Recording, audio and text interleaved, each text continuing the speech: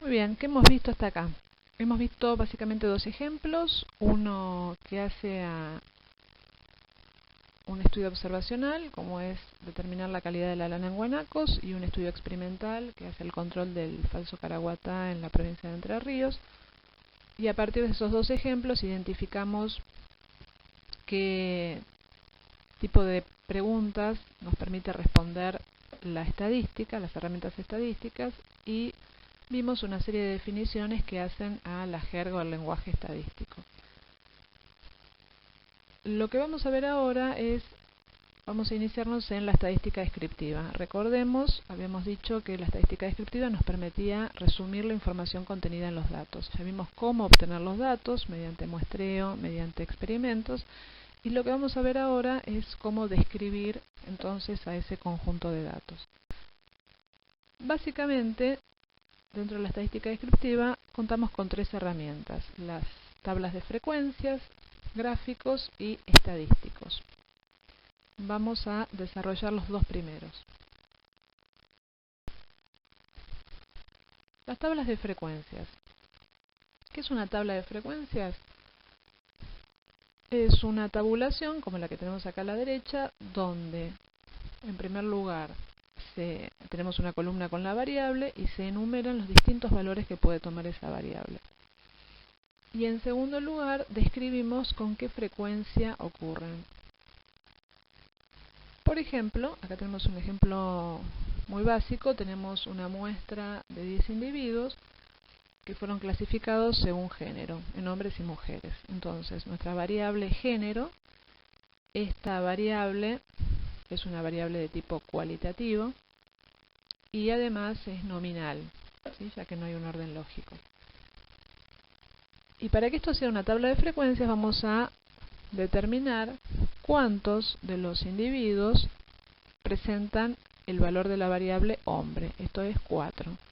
Y lo mismo para mujeres, nos da un valor de 6. Esto que acabamos de hacer, este conteo, cantidad de individuos que presentan un determinado valor de la variable, se denomina frecuencia absoluta. Es fácil deducir que la suma de las frecuencias absolutas en una tabla de frecuencias debe coincidir con el tamaño de la muestra, en este caso 10. Ahora bien, las frecuencias absolutas tienen una limitación, y es que el valor per se no nos dice demasiado si no lo relacionamos con el total de la muestra. 4 hombres puede ser mucho o poco, dependiendo del total de elementos relevados. Para ello es bastante más útil trabajar con valores relativos. Esto es una estrategia bastante común en estadística, y lo que se hace en este caso es definir la frecuencia relativa como la proporción de individuos que presentan un determinado valor de la variable. ¿Cómo relativizamos nuestras frecuencias absolutas? Dividiéndolas por el total de datos. Esto nos daría 0,4 para hombres y 0,6 para mujeres. Obviamente la suma de las frecuencias relativas debe ser 1. Si las frecuencias relativas son multiplicadas por 100, lo que tenemos es un porcentaje. Técnicamente un porcentaje se conoce como frecuencia relativa porcentual, y otro tipo de frecuencias que puede aparecer en las tablas de frecuencias son las frecuencias acumuladas, donde lo que hacemos es acumular de forma creciente o decreciente, ya sea las frecuencias absolutas como las relativas, exclusivamente en aquellos casos donde tenemos variables que al menos estén en escala ordinal. Vamos a verlo ahora en un ejemplo.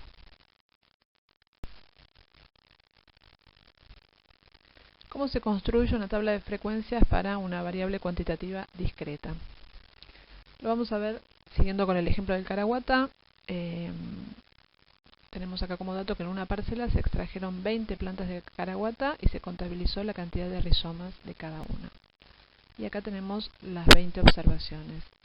Lo que vamos a tratar de hacer es resumir estos 20 datos en una tabla de frecuencias. Entonces, nuestra primera columna va a ser la variable que estamos registrando es número de rizomas, y los valores que puede tomar la variable, en este caso, van de 1 hasta 5. La siguiente columna es la de frecuencias acumuladas. Entonces, fíjense, hay un renglón que está vacío, que es el de 4, y esto es, vamos a tratar de completarlo, cuántas veces en mi muestra apareció el valor de la variable 4. Si nos fijamos en la tabla de datos, el número 4 aparece 3 veces. Es decir, que la frecuencia absoluta para el valor de 4 es de 3. Traducido, esto quiere decir que hubo 3 plantas de caraguatá que presentaron 4 rizomas.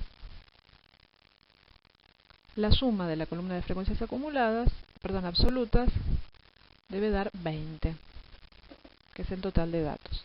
Si queremos relativizar este resultado, al valor de 3 deberíamos dividirlo por 20.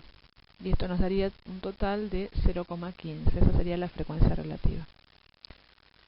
Si ahora pensamos en la frecuencia acumulada, frecuencia absoluta acumulada, que es la siguiente columna, vamos a tratar de hacerlo juntos. La idea es ir acumulando las frecuencias para los valores de la variable iguales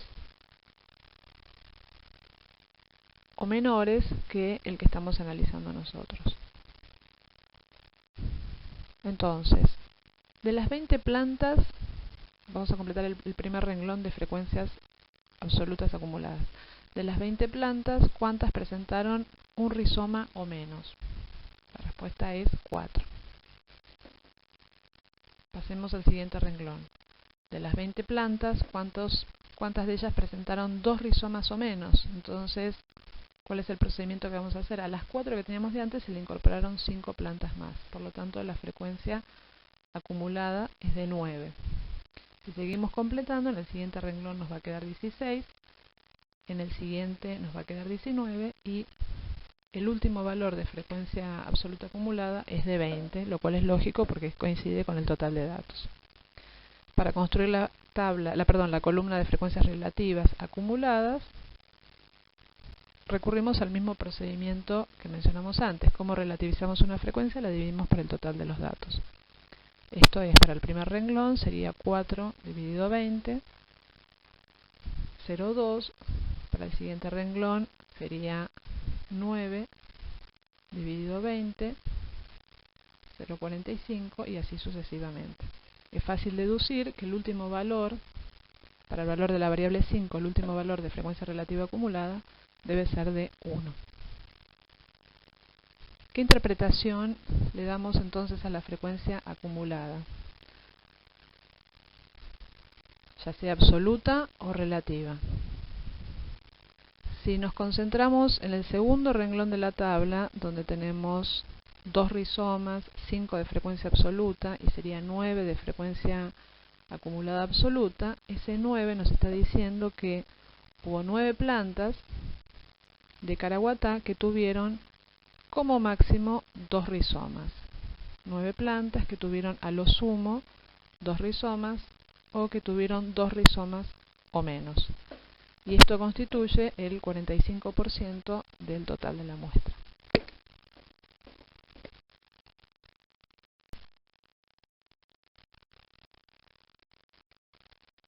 ¿Qué ocurre cuando queremos construir una tabla de frecuencias para una variable cuantitativa, pero en este caso continua? Dijimos que las variables continuas pueden tomar infinitos valores dentro de un rango, con lo cual es bastante común, sobre todo si estamos midiendo con una cierta precisión, con decimales, que de un set de datos haya muy pocas repeticiones, es decir, que un determinado valor de la variable aparezca 1 o 2 veces, por la naturaleza justamente de la variable.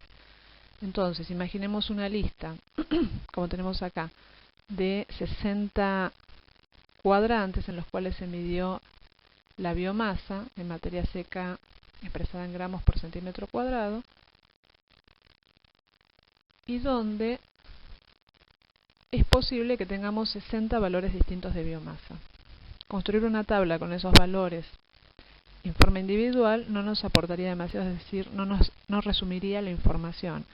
¿Qué se hace en esos casos? Construir intervalos. Esto es dividir el rango de la variable en intervalos. En general son intervalos de igual ancho, que no es obligatorio, que van a estar caracterizados por un límite inferior y un límite superior, y un punto central que se denomina marca de clase. Si vamos acá al ejemplo, el primer renglón hace referencia a nuestro primer intervalo, cuyo límite inferior es de 100 gramos y el superior es de 150 gramos. La marca de clase, es decir, el promedio de estos dos límites es de 125 y la frecuencia absoluta es de 12. Es decir, que hubo 12 unidades muestrales en las cuales la biomasa estuvo comprendida entre 100 y 150 gramos. El siguiente renglón comienza en 150. Esto es porque, dada la naturaleza de la variable, los intervalos deben ser contiguos, es decir, no debemos tener solución de continuidad. Por convención, y esto es lo que hace también el software, el límite inferior no está contenido en el intervalo y sí lo está el superior. Esto es, si nosotros tenemos una unidad muestral donde registramos exactamente 150 gramos por centímetro cuadrado de biomasa, esa unidad va a ser contabilizada en el primero de los intervalos, que incluye 150. El segundo intervalo iría desde 150, algo hasta 200 inclusive. Igual que en los casos anteriores, se define la frecuencia relativa, la frecuencia acumulada absoluta y la frecuencia relativa acumulada. Vamos a interpretar el segundo renglón de la tabla de frecuencias, el de 150 a 200, con una frecuencia absoluta de 18, una relativa de 0,30 y una acumulada de 30. La interpretación en el contexto del problema nos diría que hubo 18 unidades en las cuales se registra una biomasa entre 150 y 200 gramos por centímetro cuadrado y que esto constituye el 30% de la muestra.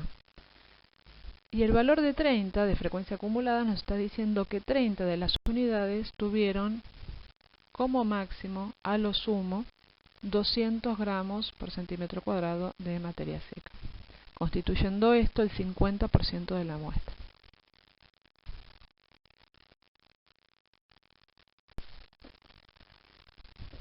¿Qué hemos visto entonces? La primera de las herramientas de la estadística descriptiva, las tablas de frecuencia, que nos permiten, a partir de una base de datos que puede ser más o menos grande, resumir la información en unos pocos renglones y tener una idea de dónde se concentran los valores de la variable.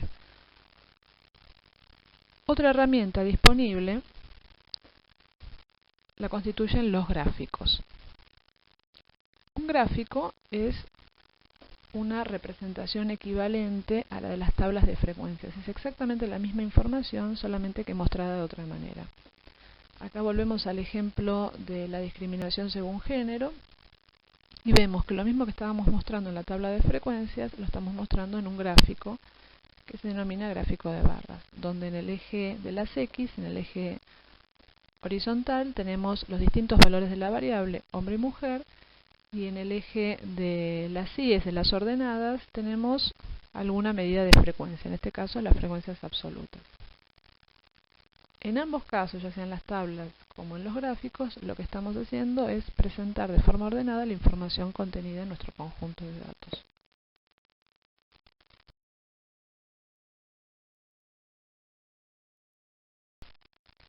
Existen distintos tipos de gráficos. En general, los podemos ordenar según el tipo de variables que representan, y lo que les voy a mostrar acá son los distintos gráficos que existen para las variables cualitativas o categóricas. Uno de los más utilizados es el diagrama de barras, que es el que vimos en la diapositiva anterior. Recordemos valores de la variable y como forma de demostrar la frecuencia con la que aparecen se puede utilizar tanto frecuencias absolutas como frecuencias relativas. Otro tipo de gráfico que es bastante común en las cualitativas es el gráfico circular o de torta, donde la torta es dividida en sectores que son proporcionales a las frecuencias. Este gráfico, si bien tiene bastante difusión, sobre todo en artículos de divulgación, no debería ser usado cuando la variable está en escala ordinal, es decir, cuando podemos establecer un orden. En ese caso es recomendable un gráfico o diagrama de barras. Y otro tipo de gráfico que también es utilizado son los pictogramas, donde lo que se muestra es elementos gráficos que reflejan la frecuencia de los distintos valores de la variable. Acá hay dos pictogramas. En un caso se está haciendo mostrando la superficie como indicador de la frecuencia y en otros distintos dibujos. Bueno, los invito a que piensen cuál de los dos es incorrecto.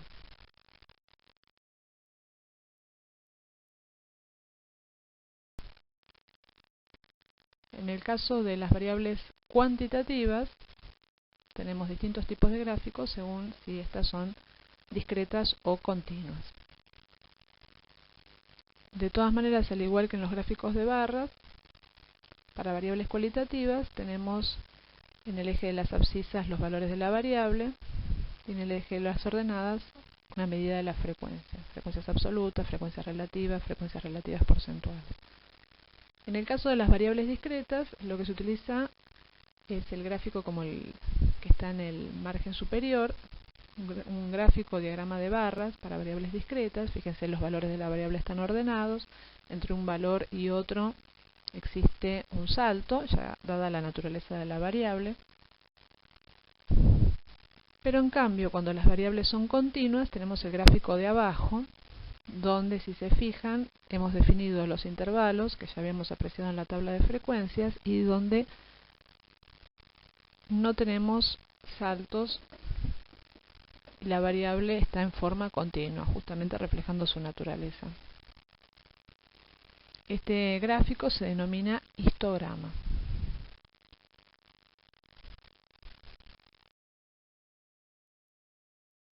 Otro gráfico con el que vamos a trabajar es el gráfico de caja y bigote, también conocido como box plot.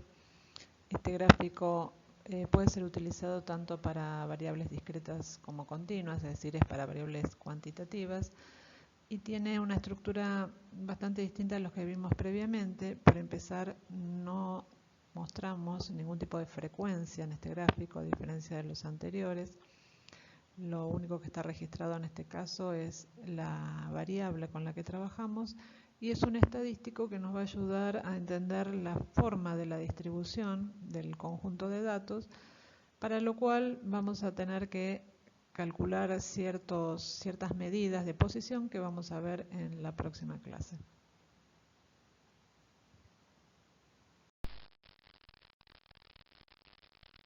Recién lo mencioné, la forma de la distribución. ¿Qué quiere decir esto?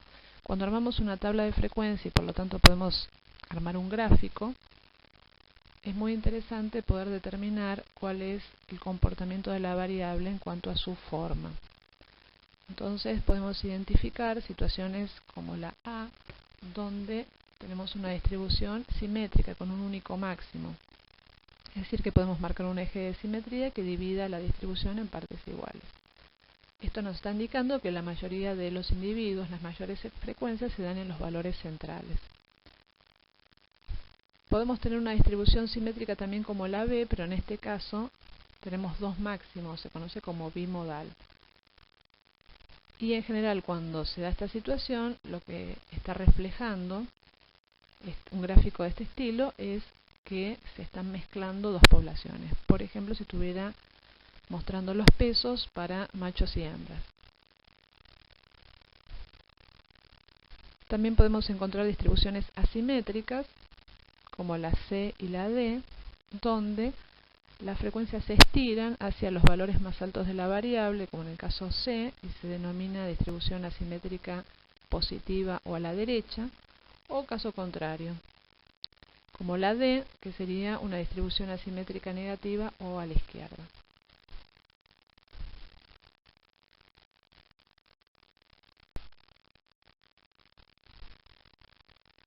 Vamos a aplicar todo lo que acabamos de ver en cuanto a tablas de frecuencias y gráficos en nuestro ejemplo del estudio del diámetro de la fibra. Recordemos que habíamos convenido que se tomaba una muestra de 30 guanacos, para cada uno de ellos se determinó el diámetro de la fibra. Acá están listados los 30 valores que se obtuvieron, todos ellos en micrones, y la idea es resumir esta información mediante una tabla y mediante gráficos. La elaboración de la tabla de frecuencias, que es bastante tediosa hacerla a mano, está hecha con un software, en este caso es el Infostat, que automáticamente genera los intervalos, les asigna, contabiliza la frecuencia. Entonces veamos, la primera clase de diámetro tiene un límite inferior de 10 y uno superior de 11,6. Esto es 10 a 11,6 micrones. La marca de clase, el punto central, es de 10,8. ¿Y cómo determinamos la frecuencia? Tenemos que ir a la base de datos y contabilizar cuántos guanacos presentaron un diámetro de fibra entre 10 y 11,6. Son 3, son los que están marcados en verde, con lo cual la frecuencia absoluta es de 3. Este mismo procedimiento se repite para las 4 clases restantes. La suma de esta columna es de 30, ¿sí? Que es el total de datos. Y fíjense que están mostradas las frecuencias relativas, las absolutas acumuladas y las relativas acumuladas, siguiendo el mismo criterio que vimos en los casos anteriores. La suma de las frecuencias relativas debe dar 1, en cambio, sumar las frecuencias acumuladas no tiene sentido. Sí debería ocurrir que la última de los intervalos debería tener una frecuencia absoluta acumulada equivalente al total de datos, en este caso 30, y una frecuencia relativa acumulada equivalente al 100%, es decir, 1. Si graficamos las frecuencias absolutas o relativas, vamos a tener un histograma, que sería el gráfico que está arriba. Fíjense que podemos ver que la distribución es aproximadamente simétrica, tiene un único máximo, y una forma de suavizar la tendencia es unir las marcas de clase, los puntos centrales de cada uno de los intervalos. Eso se denomina polígono de frecuencias y nos da una idea más suavizada de cuál es la tendencia de la variable. Otra representación es la de las frecuencias acumuladas, ya sea absolutas o relativas. Fíjense, en este caso también tenemos los intervalos y lo que se está graficando en el eje de las ordenadas son las frecuencias acumuladas. Por eso este tipo de gráfico siempre va a ser creciente. Y también se puede definir un polígono, en este caso de frecuencias acumuladas, pero donde no se unen los puntos medios o marcas de clase, sino los límites superiores de cada uno de los intervalos. De esta manera vamos a tratar de interpretar de nuevo el segundo renglón de la tabla de frecuencias y lo que es lo mismo de los gráficos. El segundo intervalo va de 11,6 a 13,20 y tiene una frecuencia de 9, es decir que hubo 9 guanacos cuyas fibras tienen un diámetro comprendido entre 11,6 y 13,20 micrones y representan el 30% de los datos. Si vamos a las acumuladas, nos da una frecuencia absoluta acumulada de 12, es decir que hubo 12 guanacos cuyo diámetro de fibra fue de 13,2 como mucho, y lo que es lo mismo, el 40% de los guanacos tuvieron un diámetro de fibra de 13,2 micrones a lo sumo. Esto lo podemos ver ya sea en la tabla o en el gráfico de frecuencias acumuladas.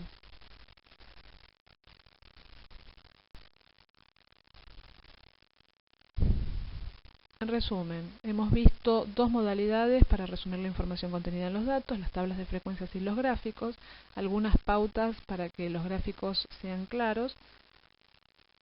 Se las enuncio acá. Recordemos, un gráfico debe tener un título, los ejes deben estar correctamente rotulados, las unidades de medida deben estar indicadas.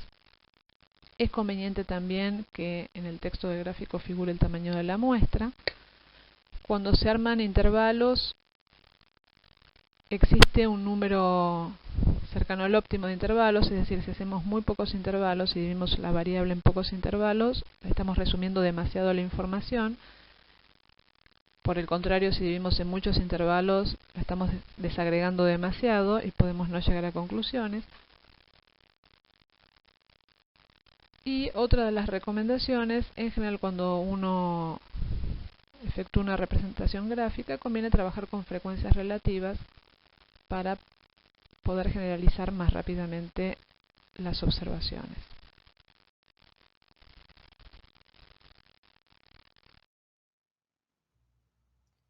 Bien, ¿qué aprendimos entonces en esta clase?